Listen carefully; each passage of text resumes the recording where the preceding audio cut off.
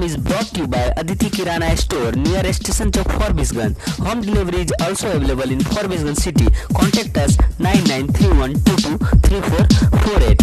Proprietor Devesh Kumar Gupta Guddu जी। नमस्कार, मैं नवनीत सिन्हा, आप देख रहे हैं the reformer news. The reformer news के कार्यक्रम नेताजी की बात में जो तमाम नेताजी जो अपने स्तर से बहुत कद्दावर नेता अपनी अपनी पार्टियों के, उनका मैं इंटरव्यू आप लोगों के बीच लाता हूं। आज मैं ऐसे नेताजी से आप लोगों को मिलवाने जा रहा हूं जो युवाओं के बीच खासे लोकप्रिय और जो है एक कह सकते हैं हम अगर दूसरे नामों से कहें तो एक फायर ब्रांड नेता और हिंदुत्व विचारधारा के साथ राजनीति में आए हैं। और जो है इस बार फारबिसगंज विधानसभा क्षेत्र संख्या 48 से वो निर्दलीय प्रत्याशी हैं। वो हैं श्री राम सेना के राष्ट्रीय अध्यक्ष प्रदीप देव जी, आज हमारे साथ हैं। उनसे हम लोग बात करते हैं। सर, बहुत बहुत स्वागत है हमारे कार्यक्रम में आपका। जय श्री राम, जय जय श्री राम। जय श्री राम के साथ आपने उद्घोषण किया। सवाल यहीं से शुरू करते हैं कि आप पिछले 20 सालों से, जैसा मेरी जानकारी में है, कि मटियारी पंचायत के आप मुखिया रहे हैं और पिछले वर्ष आपने 1 साल पहले श्री राम सेना संगठन बनाया और ये हिंदुत्व विचारधारा को कहीं ना कहीं आगे लेकर जाती है। और देखा जाए तो जो आपकी विचारधारा है वो कहीं ना कहीं भारतीय जनता पार्टी की विचारधारा से मेल खाती है। तो ऐसी क्या परिस्थिति रही कि आपने भारतीय जनता पार्टी में ना जाकर अपना एक श्री राम सेना संगठन बनाया? भारतीय जनता पार्टी सही है, लेकिन उनके जो यहाँ प्रत्याशी हैं मंचन केसरी जी, इनका व्यवहार और कार्य ठीक विपरीत है। ये जो कार्य करते हैं ठीक विपरीत कार्य करते हैं और भाजपा के विरोध में कार्य करते हैं। इनका जो भी कार्य है ये विधानसभा में किसी भी लोगों को पसंद नहीं आया है। अभी एक उदाहरण देते हैं कि 2017 में एक बांध, पिपरा का बांध टूटा, बाढ़ से टूटा और 2017 से लेकर 2020 चल रहा है और इस 4 वर्ष के दौरान उन्होंने इस बांध को बंधाने का कार्य नहीं किया। 4 साल में प्रत्येक बार बाढ़ आता रहा। इस बार करीबन 9 बार बाढ़ आ चुका है। जिसको 25 से 30 बीघा जमीन है, आज वो चावल खरीद के खाता है। गरीब किसान मर रहा है। पिपरा बांध टूटने से 10 पंचायत के गरीबों का पेट पर लात लगा है। एक किसान किस परिस्थिति में खेती करता है, पैसा कर्ज पर ब्याज पर लेकर के खेती करता है और ये बाढ़ उसका जो है सर्वनाश कर दिया। सिर्फ इसका एक ही आदमी है और वो है विधायक मंचन केसरी जी, उनके चलते ये हुआ है। और ये शहर जो है, आप मुख्य रोड सदर रोड में आप आए होंगे कभी, यहाँ 2 फीट से 3 फीट पानी सदर रोड में रहता है। आप अनुभव कीजिए, जो यहाँ का व्यापारी का दुकान में सारा कपड़ा बर्बाद हो जाता है, जनरल स्टोर का सामान बर्बाद हो जाता है और जो लोग सामान खरीदारी करने जाएगा तो जाएगा कैसे? दोनों के साथ परेशानी है। व्यापारी भी मरा और जो लोग खरीदार करने वाला है, खरीदारी करने वाला है, वो भी परेशान है। जी, सवाल मेरा ये था कि आपने मुद्दा रखा बाढ़ को, किसान को लेकर के, वो मुद्दा भी अहम है, उस पर आएंगे। मुद्दा ये था कि वो परिस्थितियां क्या थी, चूंकि आज से 1 साल पूर्व, चूंकि जो आप उस समय जब बात करते हैं, जब श्री राम सेना आपने बनाया, तो उस समय ऐसी क्या राजनीतिक परिस्थिति थी कि आपने भारतीय जनता पार्टी को न चुनकर एक अपना श्री राम सेना एक संगठन बनाया? हम लोग बहुत मंथन करते रहे इस 5 वर्ष के दौरान। इस विधायक को बनाने में मेरी अहम भूमिका है। हम लोगों ने जितना तन मन और धन से इसको सहयोग किया, ये ठीक उसके विपरीत कार्य आया, ठीक विपरीत कार्य आया। हमारे यहाँ बहुत सारा कार्य है जो ये नापसंद कार्य किया है, इसलिए हम लोग एक अपना संगठन बनाने का कार्य किए हैं जो हिंदुत्व का लड़ाई लड़ता है, बोलता है, किसी के साथ न अन्याय होगा और न अन्याय करने देंगे। ये हम लोगों के संगठन का मुख्य उद्देश्य है। यानी यानी आपने बात बताई कि सबको न्याय की बात की आपने, लेकिन एक चीज़ आपने उल्लेख किया कि हम हिंदुत्व विचारधारा को प्रमोट करते हैं। क्योंकि भारत का जो लोकतंत्र है और भारत का जो संविधान है वो धर्मनिरपेक्षता को बढ़ावा देता है, और यहाँ जिस फॉरबिसगंज से आप बिलोंग करते हैं यहाँ तमाम जाति धर्म मजहब के लोग रहते हैं। तो अगर हिंदुत्व विचारधारा को एक प्रमोट करते हैं तो बाकी लोगों के साथ जो है एक दूसरा ढंग का नज़रिया, ऐसा क्यों? नहीं, कोई नज़रिया नहीं है मेरा, सबों के साथ समान नज़रिया है हमारा। वो है कि जो लोग गलत करते हैं उनका विरोध हम करते हैं। जो उस टाइप का लोग है जो गलत करते हैं हम लोग उसका विरोध करते हैं। हाँ, जब एक मिनट, जब आप हिंदुत्व की बात करते हैं तो बाकी जो दूसरे धर्म मजहब के लोग हैं वो लोग सोचते हैं कि एक हिंदुओं का एक आ जाता है इसमें कहीं ना कहीं। हिंदुत्व की जो परिभाषा है उन लोगों के बीच सही ढंग से नहीं है, और एक हिंदूवादी विचारधारा मतलब हिंदू को धर्म को बढ़ावा देना और बाकी धर्म को नहीं देखना, ये आ जाता है। तो क्या उसके बीच कोई जागरूकता को लेकर के आपके द्वारा अगर कोई काम किया गया हो? नहीं, ऐसी कोई बात नहीं है। हम लोग जागरूकता का काम क्या करेंगे, जो है हम लोग सही का रास्ता पर चलते हैं कि जो सही है उसके साथ लड़ाई लड़ते हैं। अब कोई गलत करेगा तो उसको बर्दाश्त तो करेंगे नहीं, चाहे वो जिस कौम का हो, हिंदू हो या मुस्लिम हो। कोई भी लोग यदि गलत करेगा तो उसे बर्दाश्त नहीं करेंगे। हम लोग ना गलत करेंगे और ना गलत करने देंगे। अच्छा, ये श्री राम सेना जो संगठन है ये किस प्रकार का संगठन है? क्या ये किस प्रकार का संगठन, राजनीतिक है या धार्मिक है या सामाजिक बौद्धिक है, किस प्रकार का संगठन? नहीं, ये सामाजिक संगठन है। सामाजिक सहायता के लिए हम लोग तत्पर रहते हैं। श्री राम सेना का अभी कार्य चला होगा, आपने देखा होगा कि लॉकडाउन में, अभी जो बिहार में लॉकडाउन की स्थिति थी, इसमें श्री राम सेना ही करीबन 30 दिनों तक गरीबों को भोजन पहुंचाया, मास्क पहुंचाया, सैनिटाइजर पहुंचाया, साबुन पहुंचाने का कार्य किया। अन्यथा कोई भी नेता पहुंचाने का कार्य नहीं किया। ये ही एक संगठन है जो हम लोग इतना दिन कार्य को खींचे और काम पर करने का प्रयास किए। आज श्री राम सेना के द्वारा आप देखते होंगे कि हम लोग तकरीबन दिन ब्लड डोनेट किया जाता है। हमारे रक्त प्रभारी के द्वारा ब्लड दिया जाता है। वो जाति बेसिस पर ब्लड नहीं दिया जाता है।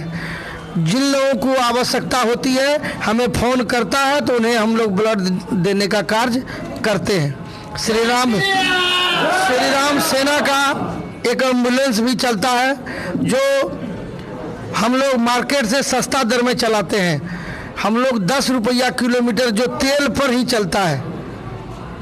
शहर में आप एम्बुलेंस लेंगे तो 20 रुपया किलोमीटर के हिसाब से लगेगा, हमारे यहाँ सीधा 10 रुपया किलोमीटर के हिसाब से लिया जाता है, ताकि तेल के हिसाब पर ही गरीबों को पहुँचाया जा सके, और गरीब के पास उतना रुपया बचेगा तो वो दवाई दारू अपना इलाज कराएगा।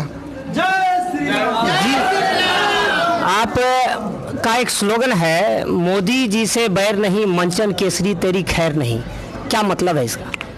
इसका मतलब यही है कि हम लोग नरेंद्र मोदी जी को अपना नेता मानते हैं और मंचन केसरी जी को फारबिसगंज में विधानसभा में पसंद नहीं करते हैं। इसलिए कि यहाँ का जो भी सर्वे रिपोर्ट गया और जितना भी बात कहा गया, इसको यहाँ से टिकट नहीं देना था, इसलिए हम लोग उसके विरोध में हैं और इसलिए हम आज चुनाव भी लड़ रहे हैं, ताकि जनता के कार्य में और जनता के लिए हम खड़ा रह सकें। तो आपके जो समर्थक थे उन्हें उम्मीद थी भारतीय जनता पार्टी से टिकट मिलेगा, तो क्या आपने संपर्क किया था भारतीय जनता पार्टी से? हमने भारतीय जनता पार्टी के तकरीबन सभी नेताओं से संपर्क किया है, लेकिन जब तक इस बिहार में सुशील कुमार मोदी और मंगल पांडे जैसे लोग रहेंगे तब तक भाजपा का विनाश इस बिहार में होता रहेगा। इस बिहार में भाजपा का विनाश होता रहेगा। ये दोनों आदमी सिर्फ टिकट बेचने का काम करते हैं, ये टिकट बेचते हैं। आपने टिकट बेचने का आरोप लगाया, तो ये आरोप कहाँ तक तर्कसंगत है या सत्य है? इससे हम लोगों को अनुमान लगाया जा सकता है कि हम लोगों का नाम प्रपोज्ड किया गया, जनता के सर्वे में नाम आया, फारबिसगंज के विधानसभा के तकरीबन जनता मंचन केसरी का विरोध किया, लेकिन सभी लोगों के विरोध के बावजूद उनको टिकट दिया गया। तो इसका मतलब है कि पैसे पर ही दिया गया। जनता के विरोध में देना मतलब पैसे लेकर ही देना है। तो फारबिसगंज विधानसभा की वो 5 समस्याएं जो आप देखते हैं, ऐसे कई सारी समस्याएं, 5 समस्याएं गिनाए, जो 5 समस्याएं आपके दृष्टिकोण से अहम है, करना जरूरी था, नहीं हुआ। हमारे लिए सबसे पहले बड़ा समस्या है बाढ़ का समस्या, जो हमारे यहाँ उत्तर में परमान और पश्चिम में सीताधार, ये दोनों धार का बांध बनवाने का कार्य करेंगे ताकि हमारे विधानसभा में बाढ़ न आवे। और बाढ़ के कारण ही किसान मर रहा है और लोगों के घर में आज एक एक दाना के लिए मोहताज है। दूसरा कार्य, शहर में सबसे पहले हम सौंदर्यीकरण का काम करेंगे, नाला का सौंदर्यीकरण काम करेंगे कि पानी पुनः जो है निकासी सुंदर ढंग से हो जाए, पानी रोड पर नहीं लगे, दोनों साइड नाला को अच्छा से बनवाएंगे, पानी जो है निकले और साफ सफाई का व्यवस्था रहे। तीसरा रहेगा मेरा शिक्षा में सुधार। हम लोग स्कूलों में जाकर स्कूल के विधि व्यवस्था को ठीक करेंगे और चाहेंगे जो हम गरीब भाइयों के बच्चे जैसे सरकारी स्कूल में पढ़ते हैं उनका व्यवस्था सुदृढ़ करें, जो वह बच्चा भविष्य में आगे बन पाए। जी, और बाकी 5 मैंने चर्चा किया था। चौथा रहेगा कि अपराध पर अंकुश रहेगा कि मेरे विधानसभा में कोई भी अपराधी ना रहे और ना अपराध करे। 5वां रहेगा लूट खसोट पर पाबंदी। हमारे यहाँ जो घूसखोरी चल रही है, इस घूसखोरी को हम बंद करेंगे। इसमें एक चीज़ आपसे जानना चाहूँगा कि आपने शुरुआत में एक चीज़ कही कि किसानों को लेकर, कहीं ना कहीं तो किसानों को लेकर जो यहाँ मक्का जो फैक्ट्री है पिछले 9 साल से निर्माणाधीन है और वो अभी तक नहीं बना है, जिसको लेकर के किसानों को बहुत ज़्यादा दिक्कत होता है। इस बार मक्का की जो उपज हुई उसका दाम नहीं लगा, तो ये भी अहम मुद्दा होना चाहिए। और दूसरी चीज़, आप माननीय प्रधानमंत्री नरेंद्र मोदी जी को जो है मानते हैं और भारतीय जनता पार्टी में उसको लेकर के आप आगे बढ़ते हैं, तो वो जब हवाई फील्ड पर आए, पिछले बार भी आए थे, तो वहाँ जीर्णोद्धार उनका अभी तक नहीं किया गया है और हवाई पत्तन नहीं बना है, जबकि वो एक बिहार के 4 एयरपोर्ट में उनको शामिल था कि बनाना है, लेकिन नहीं बना अभी तक। तो ये सब सवाल अहम होने चाहिए, यहाँ से एकदम होनी चाहिए। जो है ये नेपाल बॉर्डर से सटा हुआ फारबिसगंज का एयरपोर्ट है, सबसे पहले पूर्णिया से ज़्यादा यहाँ का बनना चाहिए। ये बॉर्डर एरिया का एयरपोर्ट है, फारबिसगंज का एयरपोर्ट सबसे पहले बनना चाहिए ताकि यहाँ से बॉर्डर के लोगों को भी और यहाँ के लोगों को भी यहाँ का सुविधा मिल सकता। इसलिए यहाँ का एयरपोर्ट तो अविलंब, यहाँ के प्रधानमंत्री को भी घोषणा करना चाहिए कि ये एयरपोर्ट हम अविलंब बनवाएंगे। जी, ये कई दिनों से लटका हुआ है, प्रधानमंत्री भी आए थे और ऐतिहासिक रहा है, भारत चीन युद्ध का भी गवाह बना है और कई मामलों में अहम है, और नेपाल को जो विमान उतारा गया था वो भी है। और इसमें एक चीज़, अब चूंकि अब जनता के बीच जा रहे हैं, तो आपको कैसा माहौल लग रहा है, आपके पक्ष में कैसा माहौल है बाकी जगहों पर? मुझे तो बहुत सुंदर माहौल लग रहा है। जहाँ भी जाते हैं इज्जत सम्मान के साथ बिठाया जाता है और कहा जाता है कि आप निसंकोच जो है रहें, मतदान आपके पक्ष में हम लोग करेंगे। लेकिन जो हमारे वर्तमान विधायक मंचन केसरी जी हैं, इसको 32 पंचायत में कहीं बैठने का जगह नहीं दिया गया, कहीं भी। अब समझ सकते हैं कि इनका कार्य क्या होगा। इनका कार्य ये है कि जो 30,000 40,000 का सोलर लाइट है उसको 3 लाख का एस्टिमेट बना करके दिया गया है। जो आप कहीं जाएंगे तो आप फोटोग्राफी कीजिए, ऐसे ऐसे भुक झुक करता है। 2 महीना 4 महीना हुआ नहीं, सब लाइट बंद हो रहा है। जनता कार्यालय में है। सब लाइट बंद हो रहा है। मक्का का फैक्ट्री शुरुआत हुआ, कुछ बिचौलियों के द्वारा ऐसा घटना कराया गया जो उसे बंद कर दिया गया।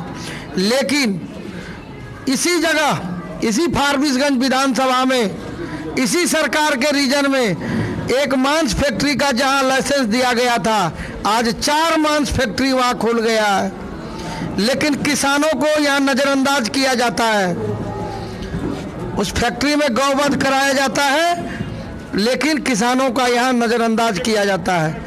किसान के लिए मक्का का फैक्ट्री यहाँ खुलना अनिवार्य है, जिसमें 10,000 लोग कार्य करेंगे, वो बंद है। जी, आपने मांस फैक्ट्री का उल्लेख किया।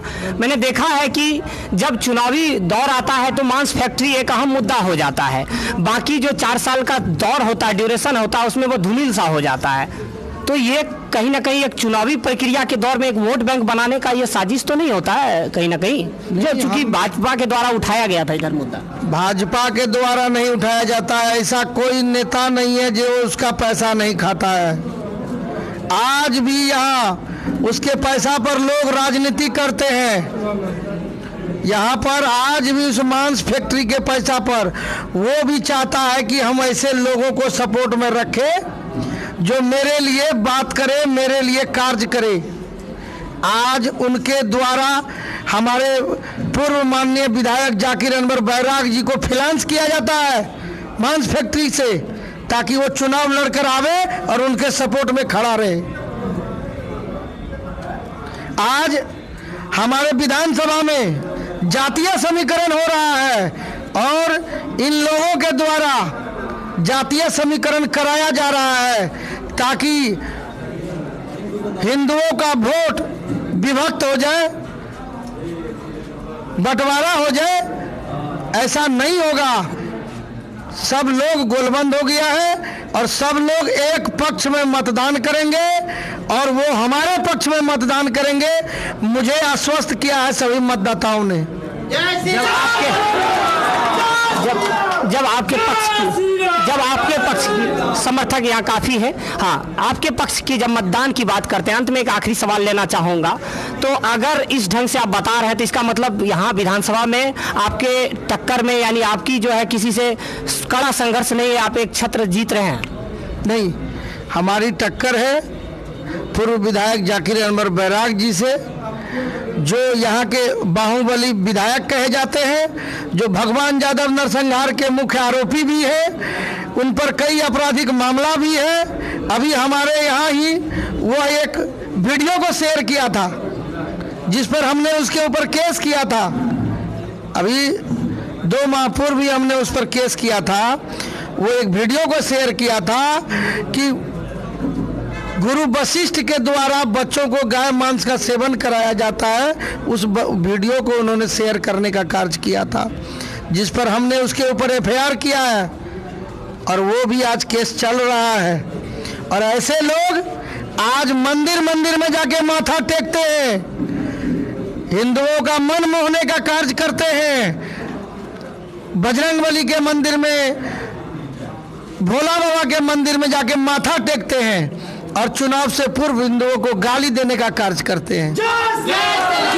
मंदिर, सर एक चीज, मंदिर और मस्जिद के नाम पर सर लड़ाई कब तक चलेगी? विकास के नाम पर बातें होनी चाहिए कि नहीं होनी चाहिए? नहीं, हम लोग पार्टी के नेता ही, हम लोग कोई लड़ाई नहीं करते हैं। हम लोग सौहार्दपूर्ण वातावरण में जीना चाहते हैं, लेकिन जो लोग लड़ाई छेड़ेगा उसे बर्दाश्त नहीं करेंगे। तो ये थे श्री राम सेना के राष्ट्रीय अध्यक्ष प्रदीप देव जी और फारबिसगंज विधानसभा क्षेत्र संख्या 48 से निर्दलीय प्रत्याशी, जो शुभ छाप इनको मिला है निर्वाचन आयोग के द्वारा, वो चुनाव लड़ रहे हैं और युवाओं के बीच खासे लोकप्रिय हैं। आपने समय दिया द रिफॉर्मर न्यूज के, सर इसके लिए बहुत बहुत धन्यवाद सर आपका। जय श्री राम, जय जय श्री राम, जय श्री राम। धन्यवाद, जय हिंद।